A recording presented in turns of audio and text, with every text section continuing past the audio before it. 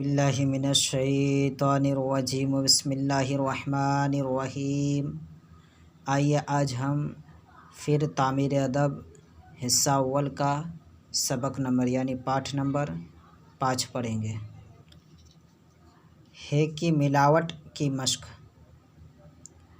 न हवा यह वह के कहा बहा बहती जगह हम जामा वह पान है यह चूना है हवा बहती है। औरत ने कहा पानी ना बहाओ ये पाजामा है। उस जगह रह हमसे ना कह। हिंदी हुरूफ की मश्क। भा फा ठा झा झ ढ ख घ ली।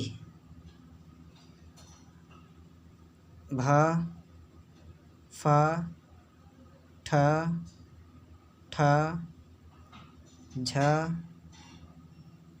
झ ढ ढ ढ़ ख घ ली।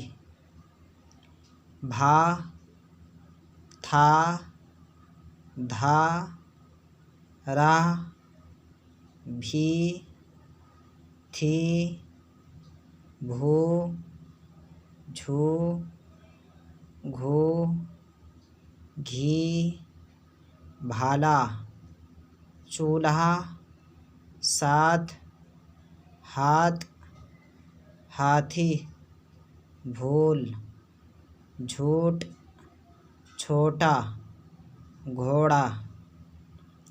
रब को ना भूल दवा घूल झूठ ना बोल दूध गाढ़ा है चूल्हा छोटा है।